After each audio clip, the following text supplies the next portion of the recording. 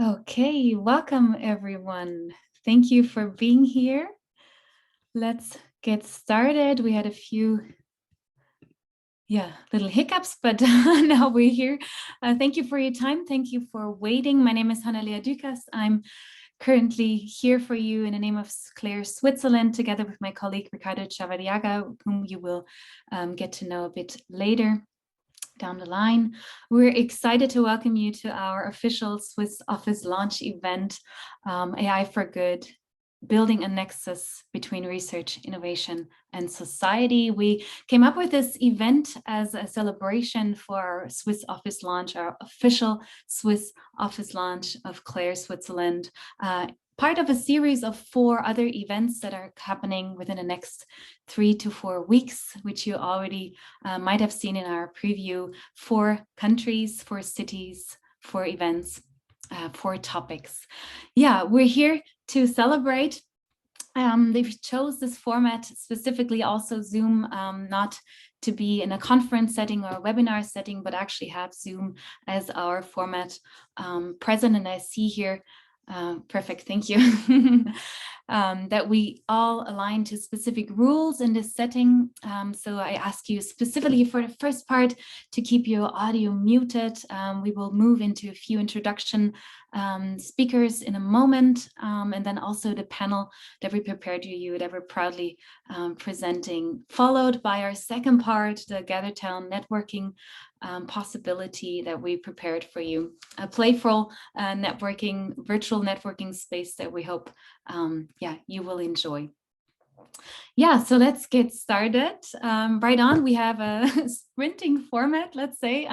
We know we have not a lot of time, but we appreciate your time being here. So I'd welcome Thilo Stadelmann for the introduction of this event. He's Scientific Director of ZHW Digital. Welcome, Thilo. Hello, Hanna-Lea. And hi, everyone. I'm happy to be here. I remember very vividly the first Claire Symposium just a few weeks after the announcement of what would become one of, actually the world's largest and most influential of AI organizations, somewhere mid-2018. And soon afterwards, the sublime aura of this embassy in Norway House, Brussels, where this symposium took place, added to the impression that here some 100 experts came together to start something really extraordinary. An expert movement, but intending to secure for us as humans, for us as society, if you will, with unprecedented support from the political, the academic, and economic sphere.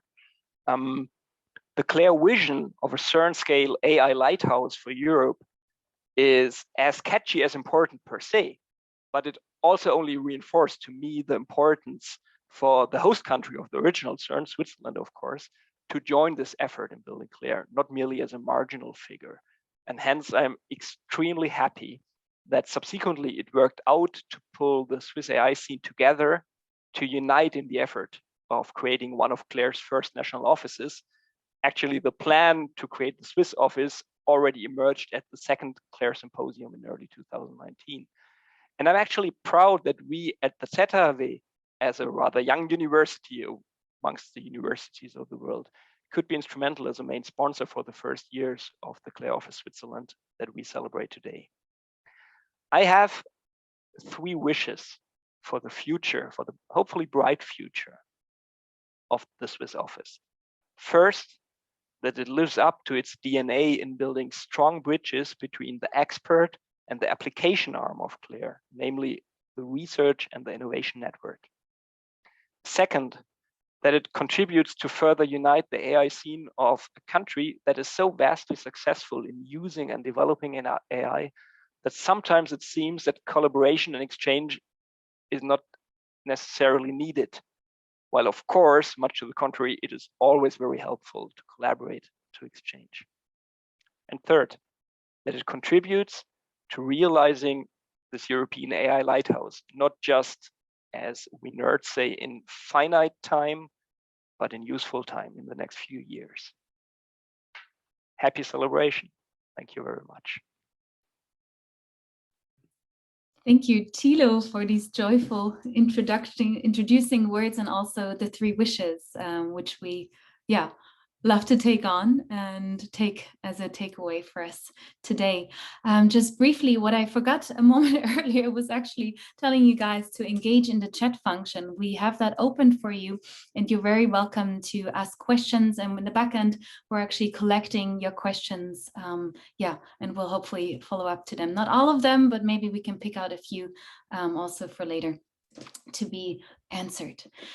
All right, then I will actually now share my screen and present to you all a very fond message of our Swiss Secretary of State for Education, Research and Innovation, Martina Hirayama. So bear with me while I'm sharing my screen, and I hope the audio will be fine for all of you. I might take a moment to adjust it. And let's listen to Martina. Ladies and gentlemen, I'm pleased to welcome you to the opening of the Swiss office of CLAIR. Striking the right balance between using artificial intelligence as productively as possible and overcoming the challenges it poses is important for Switzerland, for the research community, for business, and of course for the federal government. If we are to harness the enormous potential that artificial intelligence offers, we must also consider and find solutions for the inherent risks at an early stage. Human-centered AI, this seems to be a notion that is more closely aligned with our European values and principles. But what does it mean exactly? We have only begun to clarify this notion. I'll give you one example. Researchers have identified specific cases of AI-driven discrimination, which has a direct impact at various levels, ranging from job application processes to decision-making within legal systems. Researchers are working intensively on the fundamentals to address and possibly even solve these issues. However, no matter how good AI research is, there are still many unanswered questions and how AI will affect policy making. Various actors, namely researchers, government officials, politicians, and society, often do not speak the same language when discussing AI. For example, the term bias means something quite different from unfairness or discrimination, and yet these terms are often used interchangeably in discussions. And everyone in their own specific context understands something entirely different when these complex terms are used. Moreover, many actors often do not have a clear understanding of what the state can or even must do. We must convey specific needs and concerns more effectively and ensure a better understanding of what the limits of state action are. However, finding common conceptual ground is by no means less challenging, since discrimination is also understood differently, even within the state. There is still a long way to go, and the way forward is through dialogue. I am therefore grateful for the initiative taken by CLAIR and especially for Zeta Avi's commitment. This undertaking is a wonderful example of important dialogue and of a successful bottom-up initiative. Ladies and gentlemen, by their very nature, education, research, and innovation have an international dimension. In all its variety, quality, and constant need to develop further, knowledge thrives on global exchange. This natural tendency has become stronger in the age of globalization. In Switzerland, this can be seen by the constant increase in the mobility of students, the internationalization of university teaching staff, and the interest of researchers in cooperation in European or global networks. Today, around 20% of all federal resources for the promotion of education, research, and innovation go to international cooperation activities. Indeed, international cooperation and competition are important elements of Switzerland's policy to promote education, research, and innovation. In this sense, it remains important that we continue to provide a set of instruments for international cooperation with the following vision. Swiss education, research and innovation actors rise to the international challenges emerging from the tension between competition and cooperation. Through that, they strengthen their ability and willingness to learn, to conduct research, and to innovate, and be creative in a global context. I wish the Claire office, etc. AG a very successful start in its activities, and thank you, ladies and gentlemen, for your attention.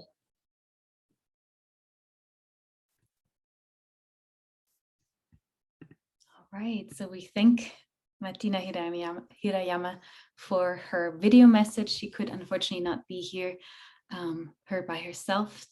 So yeah, let's take that video recording in. And I see a few of you. Yeah, there's Frederick. You're up in a moment. Great to have you.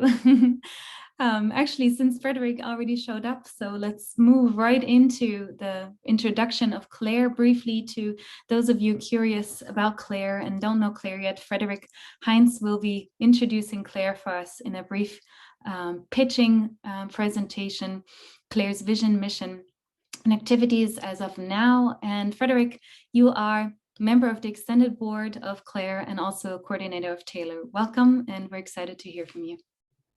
Thank you very much. It's a great pleasure to be here, and of course a great honor to be here to introduce Claire to you. So I will start my presentation. Claire is, Tilo gave a great introduction here. I was also at that meeting, and I think it's great excitement around this whole initiative that, it's basically a grassroots initiative with researchers from all over Europe coming together to form this confederation of laboratories for AI research in Europe. And that we all share this grand vision of that we want excellence across all of AI, and we want to cover all of Europe. And of course, that we want a human-centered focus on AI. And this is kind of the core of Claire. But so it's really that we want AI for good and want AI for all. And I'm a strong believer that AI will be a key component in addressing all the SDG goals, that if we want if we want to have a planet to live on, we really need to focus on these technologies to help us solve this really challenging problem. And if we also want this to not be available to just a few, but rather to be available to everyone to take advantage of the promise of these technologies. And that the core part of Claire is the research network. So only in this, just the time since the start, it has been managed to establish a truly impressive, maybe even the largest research network of AI researchers on the planet that have more than 400 research labs and across organizations. Actually, this milestone was reached just the other day. Taken together, it's more than 22,000 AI researchers and support staff in 35 countries. And that these ICT 48 networks that have been mentioned, that 3 of them are at least to a large degree connected to Claire, and also the coordinating and support action. So that Claire is already playing a key role in this network of research, AI research in Europe. But of course, we want to take the next step and to establish both these regional centers of excellence with top researchers and staff, and to provide kind of regional focal points of AI activities with different focus at the different locations. But that we also want this CERN for AI to act as a kind of the magnet, the place to be when it comes to AI research in the world. And we want this to be the most outstanding place where you can do the most fascinating and interesting AI research. And it should be a symbol for the excellence and ambition of AI in Europe. And we really think this is the missing piece that was really needed to take Europe to the next step when it comes to AI research. And this is something we're pushing for very hard in all places where we can. And the supporters of Claire are very many, with almost 4,000 individual supporters. We already heard 400 plus research labs. We have international institutions such as AAAI, European Space Agency, EURAI, all supporting CLARE. And we have the top research centers in many countries. And of course, we have 9 EU governments that also explicitly provide their support for CLARE, which I do think is a major achievement in itself and shows the strong support that we have. So what are we doing? So what are some of the current CLARE activities? So CLARE has been one of the 5 founding organizations when it comes to starting the European public-private partnership on AI data and robotics. It's been involved in several national AI strategies. We're building up this network of national contact points to provide support for national governments. We have had a really nice collaboration with the European Space Agency, setting up the first joint workshop together with them at ECAI last year, and really pushing the AI science into space, which I think is really fascinating all by itself.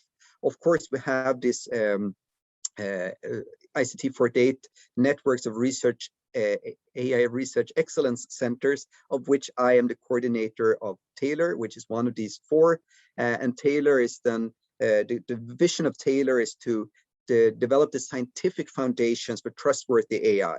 And that we truly believe that in order to do this, we need to integrate technologies and techniques coming from learning, reasoning, and optimization. And I think this is covered very well by CLARE also, in the sense that CLARE also wants to cover all of AI, that we believe that all these different techniques and approaches are necessary. And if we combine them, we can achieve more than any of them can do by themselves. We also have a very active community platform that we're building on further. And we have an industry network. So I've talked a lot about the research network, but now we're also establishing an innovation network where companies and organizations can be part of this ambitious CLARE vision, and also to be part of the AI ecosystem, and to be able to connect all these different stakeholders. So this complements the research network. And we have a special group working on developing different services for this. So the Innovation Network members has to pay a fee to join, and then you get access to a number of services. For example, one key component is this theme development workshops that we have been running together with ESA, for example, as one example, and that we're also using in several of these ICT48 networks as a way of industry and researchers together identifying the most important challenges and how to address them, developing benchmarks and so on. But also the opportunity to have matchmaking services and so on, and providing this close cooperation between academia and industry. So this was a very short introduction to CLARE, which is a non-profit organization, and that we have the goal that Europe, of course, should be a global leader in this human-centered AI, and that we truly believe that in order to achieve this, we need excellence across all of AI for all of Europe, and that we need to have this human in the center, and that we have already established a really impressive research network, more than 400 groups together with representing more than 22,000 people in this organization. And now we're taking the next step with this innovation network. And of course, we're opening up these offices around Europe. And today we're celebrating the opening of the Swiss office, which will be an important part in building this AI for Europe, and to make sure that AI is for good and AI is for all, and CLARE will be there to help us achieve this. Thank you very much. Thank you, Frederick, for this brief insight. I know we could present about CLARE for really, really long, because we have a lot of exciting things, and it's always a challenge to cut that shorter. So really appreciate that. Wonderful. Then actually the next topic in our program, Sprinting Forward, is really our panel discussion, our panelist round. So I'd like to invite Ricardo, my colleague, Ricardo Chavarriaga, head of CLARE Switzerland, to the stage next to me, virtually. Welcome, Ricardo. Good to see you. Yeah, thank you, Hannah-Lea. Glad to be here. This great day for us. Yeah, it is an exciting day for us. And yeah, also in this moment, we would like to invite our speakers, and I hand over the lead for the panelist round to you. Thank you, Hannah-Lea. And the DNA of CLARE is bringing people together and basically engaging with the different stakeholders that are related to the development and the say, taking AI into impactful solutions. And that's why the topic of the panel of today is the idea of AI for good, and how can we build a nexus and bridges between these different stakeholders in research, innovation, and society in general. So I'm very happy to welcome here our panelists. We have Peter Brönnimann from the Swiss Secretariat of Education, Research and Innovation. We have Irene Kitsara from the World Intellectual Property Organization, Boy Faltings, full professor on artificial intelligence at EPFL, Claudio Mirti, Advanced Analytics and AI Specialist EMEA at Microsoft, Sasha Rubel, which is the Program Specialist on Digital Innovation and Leader of AI Activities at UNESCO, Frederick Ordry, former Director of Technology and Accelerators at CERN and currently Senior Advisor to the Director General at CERN.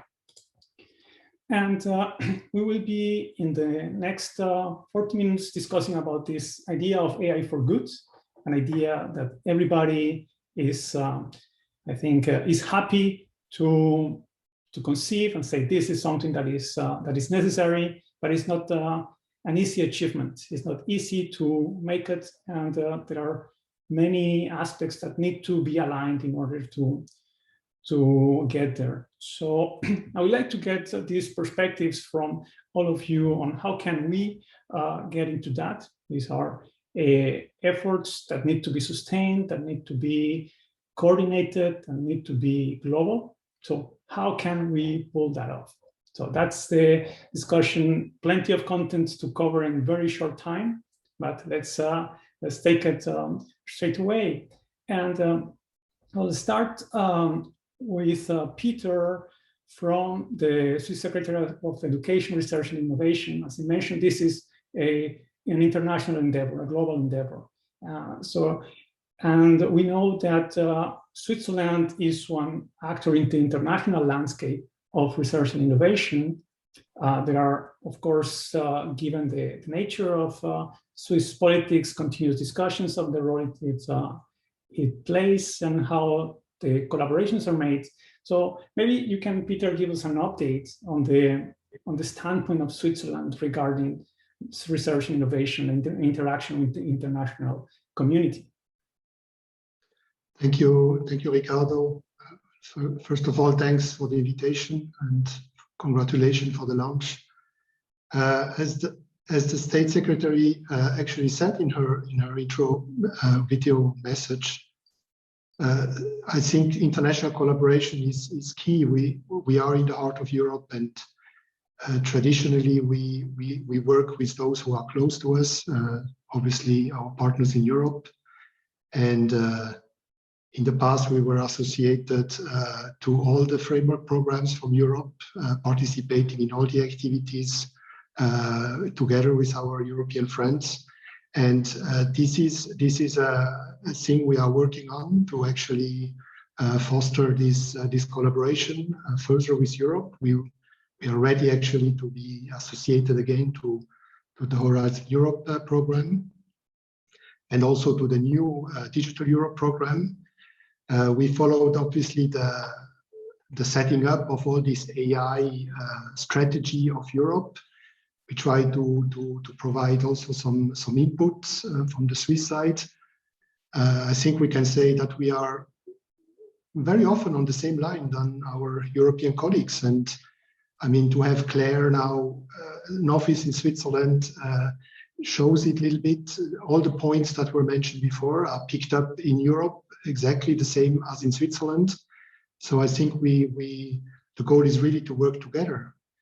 Obviously, the relation to Europe is not always very simple, especially today. But we are working on it, and we set on the long-lasting collaboration that we have with our European partners. And I think when we look a little bit what's happening in Switzerland, we have exactly the same topics going on. We have this similar works that are done in the government to work on, maybe we don't call them strategic papers or strategies like maybe France, but we work on similar papers and reports, and we analyze the situation very closely to see how we can facilitate, obviously, the uptake of AI in general. And then we, as I said, we have now in Europe, we have very good developments. We have the first regulation that is on the table. We have this action plan that is really so many puzzle pieces that come together. And I think this is extremely exciting at this moment to see all these small elements that are interdependent actually, and that makes it very, very, very interesting, I think. Yeah, so this is maybe the thing I can say at the moment. So as I said, we are looking forward to continue the work that has been done together with Europe, especially in the past years. And next by, we are expecting a lot of work also on the national level, maybe domain-specific work that are done, led maybe also by the ministry, the different ministries, different areas. I think in the next coming months and years, we will see some clear concepts that are not that different probably from that what Europeans are doing. Thank you, Peter. I think there are exciting times coming on in this direction, and we are glad to see these signs of alignment and how this will continue evolving. But here I can mention that in the networking area, we'll also have representatives from EU research that can answer questions to attendants regarding Horizon Europe and Digital Europe programs. Thank you very much, Peter. So one of the aspects of this international collaboration in which Switzerland has been particularly successful is research. And it is a very dynamic and fast evolving field. So then I will like to give the floor to Boy Faltens to let us know a little bit what are the current trends in research, what do we expect to come, and how where the field is going or where it should go on from your perspective. Thank you very much. Yes, of course, I'm very happy with all the interest we have in AI today. Our student numbers have gone through the roof. And it's almost back to the same excitement in the 1980s when I started working in this area, when we had expert systems and they were expected to replace a lot of computing basically by AI. And then we had this AI winter in between when there was not such a big excitement. But actually, most of the techniques that people are excited about today were invented in the 1990s. And we are now seeing basically the fruit of this development of people who have been working steadily towards this. And clearly, there's a lot more to be done. Now, why do we were talking about AI going to change everybody's life and so on. Why do we not see that yet today? And I should say it's maybe surprising to a lot of people. I think AI has really suffered from over-regulation. So over all these years, even in the 1980s, we had actually systems that were better than human doctors at making diagnosis, but they were never used because of product liability. There was no way they were held to a gold standard that they would have to be perfectly accurate all the time. And not just better than human doctors, but perfectly correct. And that is just not possible in such a domain. And we have the same situation today.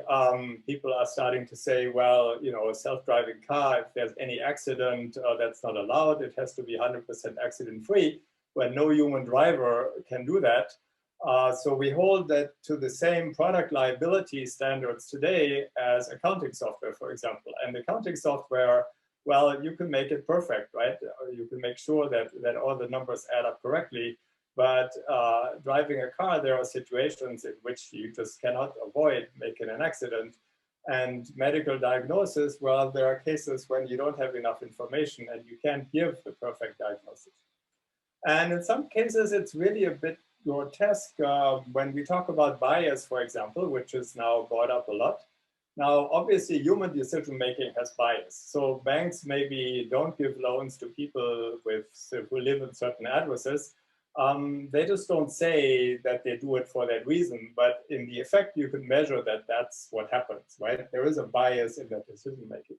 So now if you take an AI system and you train it on that data to make the same decisions, well, of course, it would be biased as well. But then the AI system does it, actually the narrative changes, because now we can actually see this bias and we can reproduce it and we can see where it comes from. And actually, we should be very happy move towards an AI system, because in AI, we can correct this bias. We know of effective measures that reduce this bias, which we could not apply when these decisions are made by humans. So rather than seeing AI as a somewhat dangerous technique that has to be prohibited and outlawed, as it's currently the case with these regulations, I think it's a big mistake. And there has to be really some rethinking that AI is not just a technology, but also a range of things that we want to solve with this technology. And that these require a different evaluation and a different product liability. I've myself been involved in numerous startups, and we face this problem quite a lot. So the product liability is just too strict, and we actually have to hold AI to the same benchmark as humans. We just have to do better than humans. And I would say probably self-driving cars today would already produce less accidents than humans, right? There are no drunk drivers. There's no people who are texting on their phone while they're driving. So, AI is maybe already much better than we think. And I think it's currently, I'm not so happy with that development. I think the technical issues are actually much less important than the legal issues right now, if we're thinking about where AI will be going in the near future. Yeah, I don't know. I don't want to make really predictions of what will be the next big breakthrough in research, because nobody really knows. And so there are definitely a lot of exciting things happening. But to me, actually, research is much beyond what is currently being applied. And so to me, the main obstacle is really these obstacles to practical application of what we have learned. Thank you very much. And I guess this issue on what is the right level of regulation, on what is the aspects that we need to pay attention on an AI system that go beyond the technical aspect and enter into the proper governance to address the ethical, legal, and societal aspects is a discussion that we need to keep advancing, and we really need to also, in my opinion, to reach consensus. And I guess spaces like this, and I hope we can take some time later on as well in the networking area to further discussing that, and how can we find this right level where we don't prevent the advancement of research, and we don't prevent solutions to reach their end users, and we don't create at the same time on the other end too many risks. Thank you very much, Boy, for this concept. So as we talk about the translation of technology from research to products, so I would like to welcome Claudio Mirti from Microsoft to maybe share us his perspective on what are these key elements that can make this translation successful, or on the other hand, what are the roadblocks that we see today on taking AI into, say, successful, financially viable applications as well, and interesting for people in industry. Thank you so much, and as well for the opportunity to be here. So first of all, maybe when I'm thinking back when I started Microsoft, I think it was 5 years ago, and I think their AI, and I think the first, the first aspect, and there was also the driver where it comes conversational AI was one of the important pieces or the needs that came up in the different industries. It was also because they see the value and then they see, okay, maybe we can reduce someone. And when they see how much they have to invest and also some other technology, 5 years ago, it was like mostly the thinking and the discussion was like, we want to have IoT, we want to have big data, we want to have artificial intelligence. It was the need like going in a grocery store, taking out from the shelf, putting in the basket, and then going out and to the cashier, and that's it. And then I have AI in my company. So then more and more they see how much they have to invest, but also time, but also research and so on, and how they have to collaborate. Now the mindset shifted a little bit, not everywhere, but a little bit. Now they see how important it is that collaboration is key. And that's also the key where research and also like use cases coming from real world applications where they have old systems and so on. The different metrics where you have business aspects, where you have research areas looking also from a different angle, different view, and also the technology part, this combined will bring new solutions on the market, on the table. When we see as well the challenges, maybe to face that part on the roadblockers is like the expectations are really high, but then they see, do we have the right data? Do we have enough data and so on? And mostly they train or they're using example data. So at the end, the example looks very well. But then if you don't use the right information that you can train and maybe say, well, let's really take out a business area where we train some existing data that we have in our systems. And they think about it, oh, should I use that data? Do I have to consider the regulations? Is there privacy guaranteed? What should I do? Should I have to do a data masking? So really encrypt all the information that at least I can train and so on. So all these questions and sometimes are some roadblockers. So at least identifying a really simple use case is also like one of the challenges, but this is key to start somewhere and then to scale. That means the scaling aspect is always also something that has to be considered, because mostly what we see as well in the different industries, we start with the terminology of a proof of concept, but then it's something so much isolated that then it works well for this kind of use case or this problem or this needs, but then it doesn't scale up because maybe we don't use real data, or all the people who will use it at the end will not be involved in that problem or in that solution at the end. So what's important here is that we have really specific guidelines and we cross, and we don't have any borders, so we cross over and we involve all the people who are being impacted in that end-to-end solution, let's name it like this, that be considered and be part of that game, especially as well to bring it to reality. And the second piece here is also getting access to the right tools. So we see here as well, the skills in the company has to be, prepared and going a little bit more beyond what they're doing. So that means scaling, upskilling in the company, giving that opportunities that they can train also people to, not everyone is a data scientist when they grow up. So that means what kind of tools they could use, how we can support them, and how we can combine as well research and education to really upskill and prepare the employees or the people who are going to use the technology then for further application or ideas and to scale that kind of solution, because this is key and also the sometimes challenges, but this is key how a company can benefit from the technology by adapting it in the right way.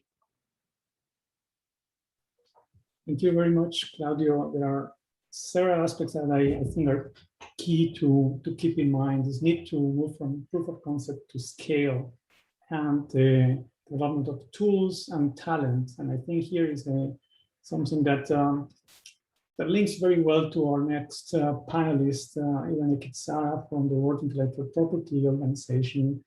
You were leading the development of the technology trends reports on artificial intelligence, following what's the landscape of intellectual property on artificial intelligence, and this translation from ideas to intellectual property to products. I cannot think of anyone better than you to let us know what conclusions can we draw from these trends in IP, and how does it reflect on the current state of EU in the innovation ecosystem? Irene? Thank you, Ricardo. Thank you for the invite, and congratulations on the launch of the CLARE office in Switzerland, which is also as per the Global Innovation Index, a leader in the field. So when we started working on this project, we spoke with a lot of AI subject matter experts, and there was this expectation that when we talk about AI, that everything is either open sourced or reflected in scientific publications, that in the first place, whenever we talk about software, this is not patentable subject matter, or since this is a very it has been around, but it is also very dynamic field, that it changes rapidly, and so it's not really relevant that IP is not relevant.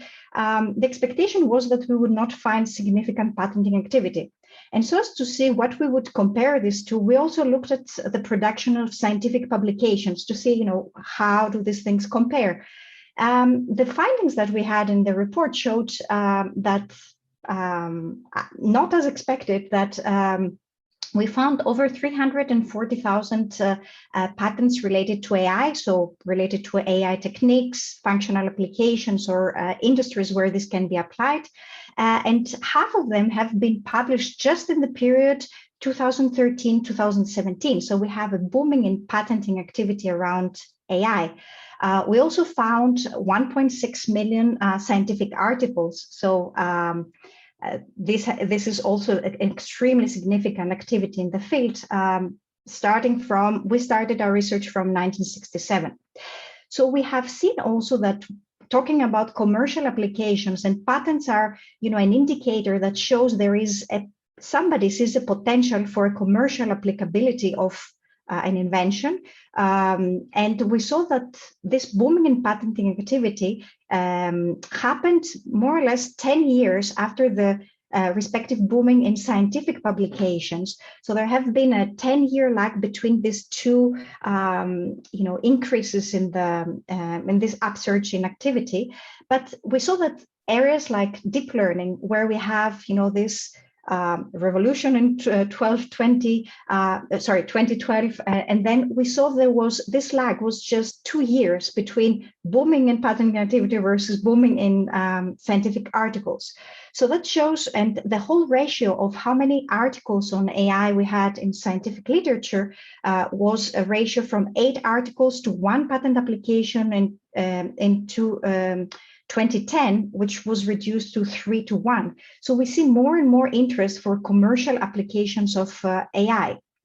Andrew Ng, one of very well-known AI thought leader, he said that he could hardly imagine an area of an industry which would not be revolutionized by AI.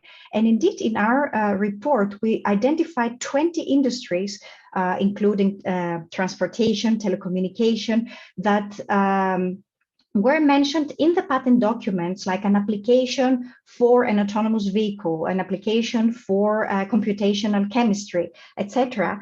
And so the question, there is a lot of potential for researchers to add AI plus what? Find an application in different fields. We recently published another report on assistive technology where Ricardo participated. And even in this very niche area, we saw that all emerging assistive products were based on a combination of AI with another enabling technology. So we saw the potential even in such a outlier, if you may, or area where we don't have such a great generic interest. So one message is IP is relevant of AI. What we have also seen in terms of the geographies was that the battle was in terms of who is leading in patenting activity between China and the US. China really having a very recent and a lot of activity in patenting applications. And we saw that Europe has been a little bit lagging behind these two countries. In terms of the participation of universities in patenting activity, we found 1/5 of the top 500 patent applicants were Chinese universities and research institutes. We found 20 from the US, nearly 20 from Korea, and we only found 4 European research organizations in this top 500 patent applicants.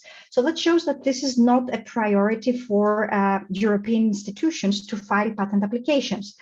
Nevertheless, something I would like to stress, because we also looked at acquisition data, so companies acquiring like Alphabet, Microsoft, acquiring talent, AI talent or technology. This is IP is part of the strategy, and it can be combined with trade secrets. It can be combined with copyright protection, or even open source publications and open source research. So we saw that companies use this as part of their overall strategy, and this could be something to be considered also for European researchers. We also saw that Europe, even if it was behind the US and China in patenting activity, when we look at the production of scientific articles, we see there is a lot of innovation happening. It is second in production of scientific publications. So what we see is there is a lot of research happening, and the question would be, how do we leverage that? And of course, the levels are not identical throughout Europe. We have different production of scientific publications and patenting activity. But what I would like to stress is that in the report, we saw that there is the leading role of the US and China has been very closely related to a very strong enabling ecosystem. And as Europe currently is works on building similarly strong AI ecosystems with all the policy efforts that have been happening with initiatives such as CLARE and the role that CLARE wants to play, it is important to put IP in the equation, increase the IP awareness and leverage its power so that informed decisions are being taken when establishing related AI research and innovation policy and strategy. And we're here to support you any way we can in your efforts and vision. Thank you. Thanks a lot, Irene. I see here that some of the discussions on the, say, geopolitical strategies are important on many aspects: economical, knowledge generation, talent retention, and I guess as researchers, as innovators, as citizens, we need to be more aware of the different, say, dimensions that technology development implies, where IP is one of them. And we talk about research, we talk about industrial sector, we talk about IP, and sometimes how when we talk about IP, we tend to focus only on patents, but there are other instruments that need to be considered. And I will be very happy to continue this discussion later on in the networking area. And I will then want to move to, say, getting into the field and say, welcome Sasha from UNESCO, because AI for good and this ideal of AI for good requires us to identify the needs, to go where the needs are, and then build these environments that are inclusive, diverse, collaborative, that allows us to achieve that idea. So how does UNESCO work with other partners, and what are the success stories, less successful aspects, or things where there's room for improvement that you would like to share with us today, Sasha? Thank you very much, Ricardo, and to the Clare office for inviting UNESCO to be part of this discussion. I've loved listening to the other panelists, and in what I will share with you today, you will see that there are a lot of keywords that come back in terms of diversity and inclusion, but also I'd like to reflect on what Martina Hirayama said in the beginning about the importance of dialogue. And at UNESCO, we are committed to moving from multi-stakeholder dialogue to multi-stakeholder collaborative and inclusive action. And what we are doing in this field is we are working with partners across sectors, including academia, to use AI to develop life-changing policies and solutions for the good of people, but also for the good of our planet. And we're bringing together academia with governments and civil society and the private sector to collaborate on research that leads to the development of these solutions. At UNESCO, we're convinced that the future of AI governance and regulation, speaking to what Boy Faltings was talking about earlier, but also AI technology is co-created. And one of our priorities is to empower young people specifically to be producers and not just consumers of AI-powered innovations to co-create this future together. Our focus at UNESCO is across several areas, but dedicated to human rights and democracy, digital empowerment through education and skills, entrepreneurship, and the future of work. And I'd just like to share with you very briefly 4 of the main areas that we're working on, which echoes a lot of what was said earlier by some of the panelists in terms of the main challenges that exist to cooperate for impact. The first is we are building consensus and data-driven policy directives and programs in the field of AI. And one of our main commitments is encouraging multi-stakeholder processes for AI governance. And this is reflected in what many of you, I'm sure, are aware of in terms of our ethics recommendation on artificial intelligence. And I'd just like to encourage people, if they haven't already, to check out in the chat the survey that Claire shared in terms of making sure that input is compiled for the regulation proposed by the European Union on AI, because we are very convinced that the only way that any kind of regulation or governance can be implemented and that we can move successfully from principles to practice is that everybody has a seat and not just a folding chair at the table. So that includes governments, but it also includes the private sector and academia and civil society and other marginalized groups that traditionally are not part of the dialogue in terms of policies and programs for which they are impacted directly in their everyday lives. And we're working on the ground with, for example, the Innovation for Policy Foundation to develop a playbook building on our experience in developing startup acts, but also AI strategies in sub-Saharan Africa.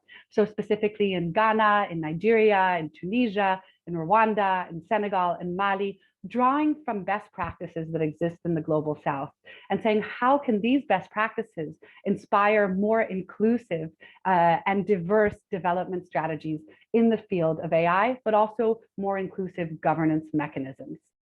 We're also working, Ricardo, to develop research that influences the way in which we deliver programs on the ground.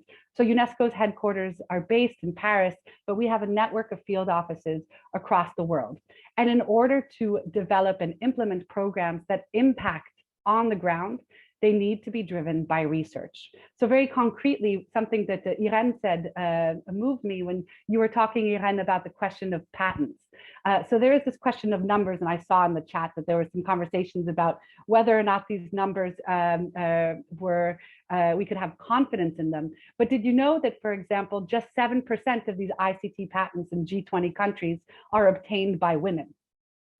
And one of the things that we found in our research as a concrete example, which has changed the way in which we work on the ground, is there is a common misconception that the question of AI literacy or digital literacy is a challenge of the developing world. But what we found in our research working with academics is that, in fact, it's the complete opposite. And we found what we call the ICT gender equality paradox, which shows that countries that have the highest level of gender equality actually have the least amount of women pursuing careers in STEM and in machine learning specifically. Conversely, countries that have lower levels of gender equality more broadly have higher amounts of women pursuing careers in this field. So in Belgium, for example, only 6% of ICT graduates are women, while in the United Arab Emirates, this figure is 58%. So I know that Claire is very committed to the network of European research centers. And one of the things that we found is the importance of investing in digital literacy in Europe to ensure an AI ecosystem as diverse and inclusive as the societies that we aspire to create. The second area that we're working on is championing best practices and advocating for diversity and inclusion, particularly in the ways in which AI can be harnessed to contribute to the Sustainable Development Goals. So we are convening researchers and academics and the private sector through, for example, convenings that we do in partnership with Microsoft on AI for the planet to highlight concrete best practices and use cases on the ground that use AI, for example, to preserve our biodiversity or mitigate climate change. We're also looking at how to make sure that these use cases are developed by diverse and inclusive teams, because we found through research that if there is not more diversity and inclusion in the way in which AI solutions are developed, 85% of AI projects by 2022 will deliver erroneous outcomes due to bias in the data sets. And so we're working very concretely to make sure that this diversity and inclusion is at the heart of AI teams. The third area that we're working on is building capacities, because one of the things that we see is that a lot of governments right now, Ricardo, are going in blind. There are more than 180 frameworks and principles around the world in the fields of ethics and responsible AI. So nobody knows what to follow or what to do with these principles. And if you ask the majority of decision makers what transparency or accountability or explainability or responsible AI is, they won't know how to translate it into practice. So we're working with academics to build capacity building tools that help governments, but also the private sector, to translate principles into concrete operational practice through private sector charters, through public policies, but also through initiatives that expand the reach of this work. Very concretely, we're working on developing a massive open online course on AI and the rule of law, targeting the judiciary, who are, for example, deploying predictive justice solutions based on AI that discriminate because of incomplete data sets, the ways in which rulings are being done in the courts. But judges are lost because they don't know how to do rulings, for example, on AI beyond grounding it in international human rights law. So this is another area where we're building capacity. And then lastly, and I would like to reflect on what Claudio said, which I loved, we are scaling solutions and encouraging exchange. And it was something brought up with by another panelist earlier here today, the need to link scaling solutions with open access to data and things like AI Commons and global data access frameworks. And that's something that we are working on very concretely. And I'd like to close just very briefly, Ricardo, by reflecting on what Boy Falting said about how we don't need regulation. Because I agree with Boy, we don't need regulation in the way in which regulation has been done traditionally. We need to regulate differently, and we need to regulate more inclusively, but we need to regulate. And so one of the things that we're working on is building models for multi-stakeholder governance, which has investment in education and research at its heart. So investment in, for example, AI literacy, but also ethics and human rights literacy. Investment in research initiatives for the responsible use of AI technology in teaching and learning. Investment through incentives by the government for research on ethics and responsible AI. And here I'd like to underline specifically, and this is an area where Claire has a huge added advantage, investment in interdisciplinary research that bring philosophers and anthropologists and machine learning specialists around the table so that this research can contribute not only to the way in which we regulate, but also the way in which we develop and deploy AI-based solutions.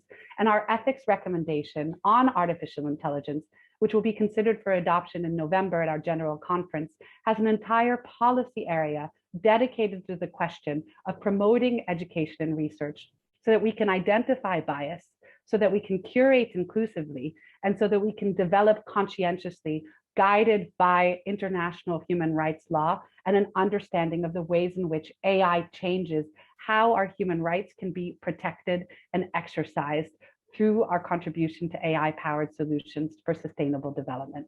So I'll stop there in terms of an overview, and very happy to exchange more ideas in the networking session following this panel.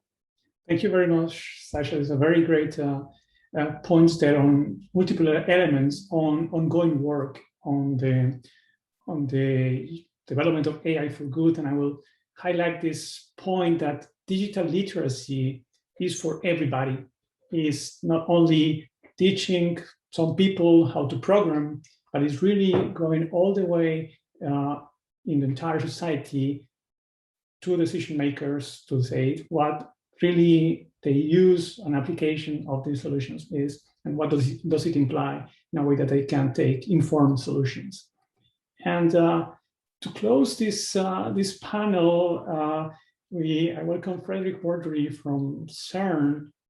And CERN is a flagship example of international collaboration. It's a long-standing moonshot project that has delivered. And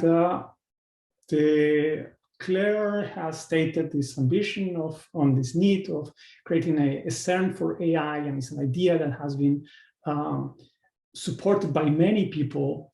So I would like to ask you, how did you pull that off? How CERN was able to maintain this successful, long-term, highly ambitious collaboration where you have multiple partners with some common ideas, but also different priorities, different goals.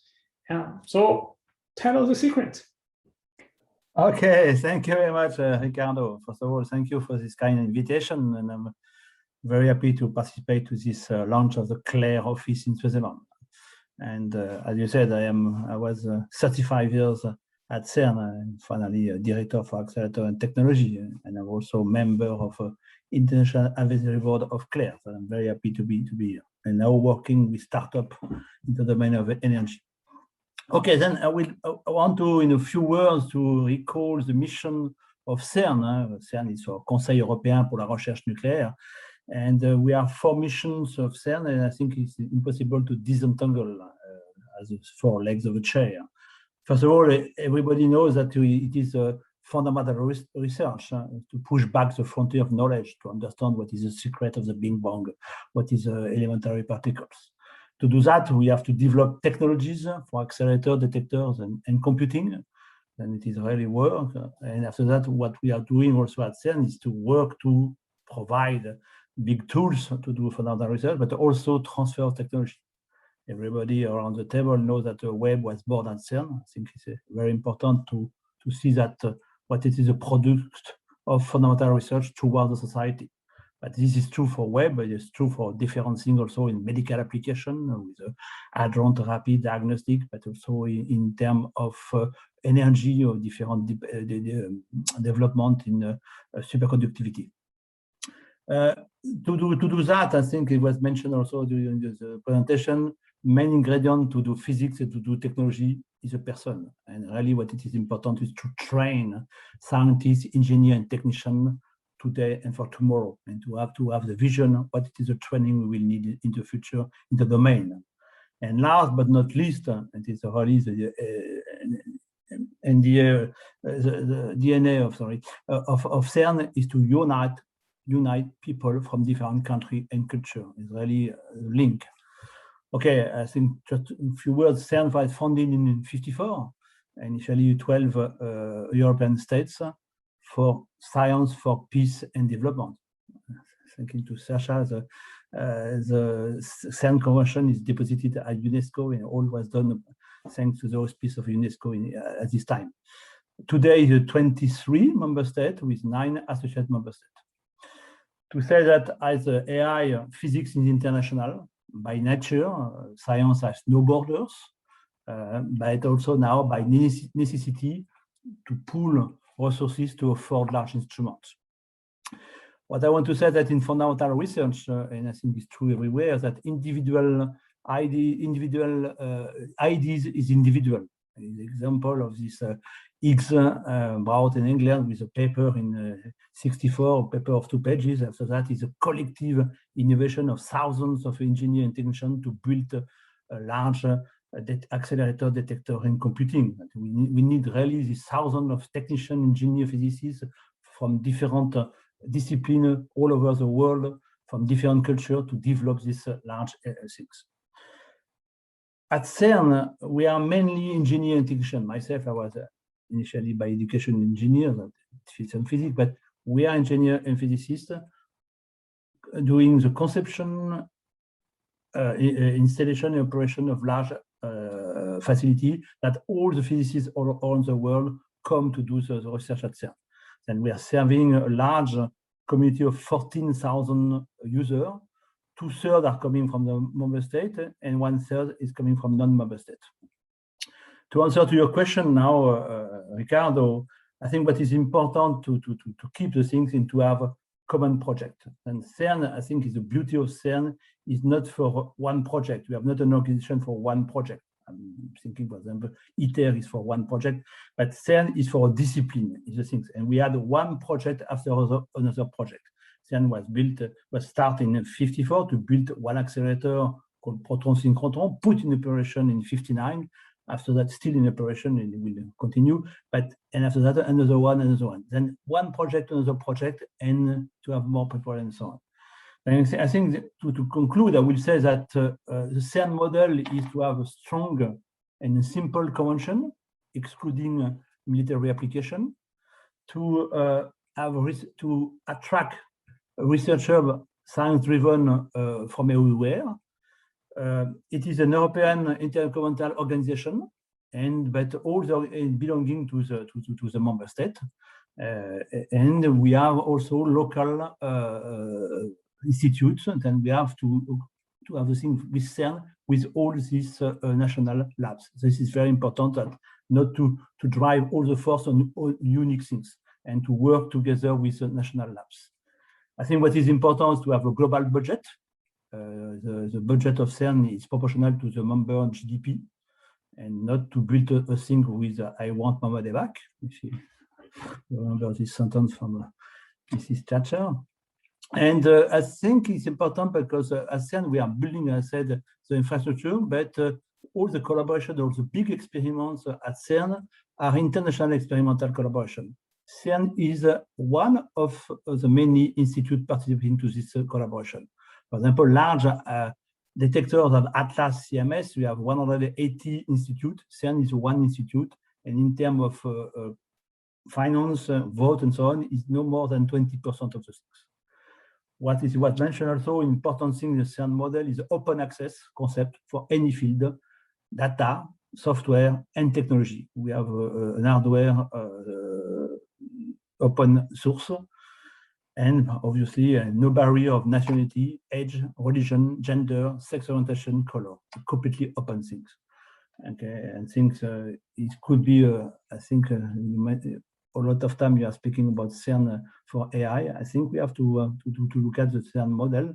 CERN model was also developed for other international organizations, ESO, European Southern Observatory, EMBL, European Molecular Biology Laboratory, with 20 member states, and also recently for Sesame, which is a light source in Jordan, with different country with Israel, Jordan, Iraq, Iran, and so on. All these countries with not always romantic relation, but working together on a project. I think once again, the project must be the source to everybody working together. Thank you very much, Frederick. Yeah, and I think this is a great closing thought for this session, and we'll continue discussing this in the networking. We have heard on the need for this project that put people together, this need for having a collaborative, inclusive, and diverse environments where everybody participates and everybody is literate on the related aspects of, in this case, digital technologies and AI. We need to rethink on how technology interacts with the social, legal, and societal aspects to find the right way to regulate. We need to get, to take the words from a colleague, get creative on the regulation, because we are creative with the technology, and we have to say do it in a way that is compatible. And there is a need to scale up. There's a need to make solutions that work not only for the few, but really work for the many, and that they don't produce additional risks. I would like to thank you all for being here today. It was very enlightening and really enjoy this discussion. We will continue it later on next to the fountain in the networking space. Yeah, a big virtual applause to all of you, and I want to thank you again. Thank you, everyone. You might have wondered why my video popped up, but it's our internal sign that time is running short. So thank you for understanding. And I'll actually, thank you all for the very, very interesting round, and also for the wonderful interactions in the chat. We were really excited to see all of you engaging here and answering, in the meantime, multitasking and collaborating here. Co-creatively right away. So this is really more than we actually wished for. Thank you for that. And Ricardo, you're up next with our brief office introduction, and I'll hop out. Yes. So just right to start closing this first part of the event, I really want to thank you for being with us so far on discussing this topic on AI for Good. We have heard how there is a need to build these connections and these bridges across research, innovation, and society. Since I am a professional, I have heard of these ideas of breaking silos, and we still need to do more to be able to do so. And just to close this part, I'd like to introduce our team. You have met Hannah-Lea and myself working on the operations here at the Zurich office. We have now created our advisory board so that we are now evolving on including and expanding this advisory board to be more representative and inclusive of different actors of the landscape, and that we can again start making of these efforts really representative of the whole community here in Switzerland, and will be in the bridge to the European communities of CLARE.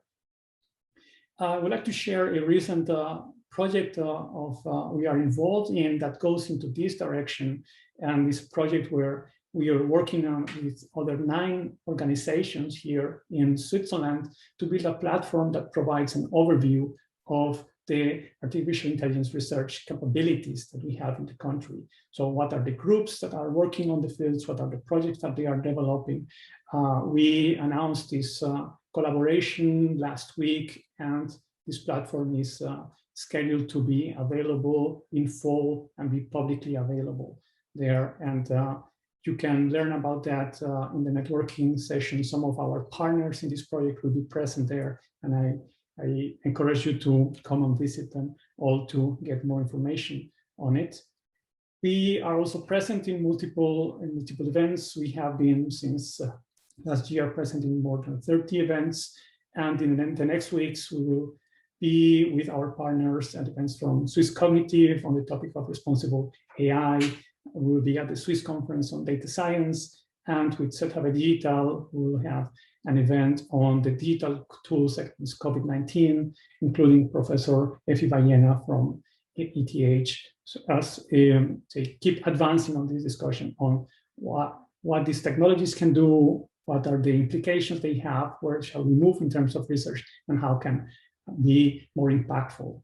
And last but not least, I would like to remind you that this is just the first stage of our roadshow, where 3 other offices are opening and discussing other dimensions of CLARE. We have only covered a few of them, and we'll have in the next stage of our tour, we have the Oslo office talking how to connect young talent and work on the topic of how can we empower SMEs and startup companies to really have more impact in the innovation landscape. And then we will move to Paris to talk about European international partnerships, and then moving to Brussels and talk about public policy making and how can we move forward. We touch a little bit on regulation today, and we'll be again talking about public policy in a few weeks with our colleagues in Brussels. So thank you for being in this first part, and I will soon move to the networking area, and I would like to ask Hannah-Lea to join us here to guide us to the next steps. Super.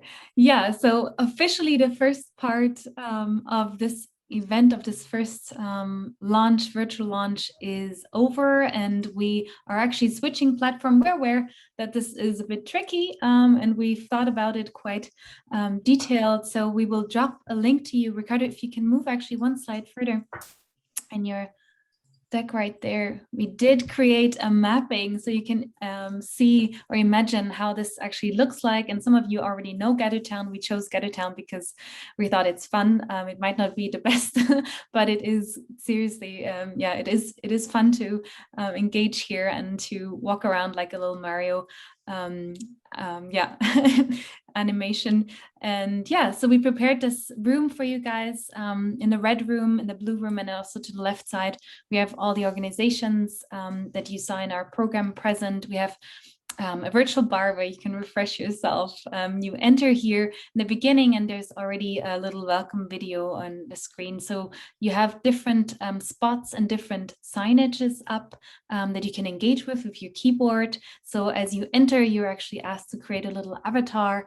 You can choose your outfit, your hair color, and then move into this space and start engaging. Also, you will see different squares below and underneath or above the logos.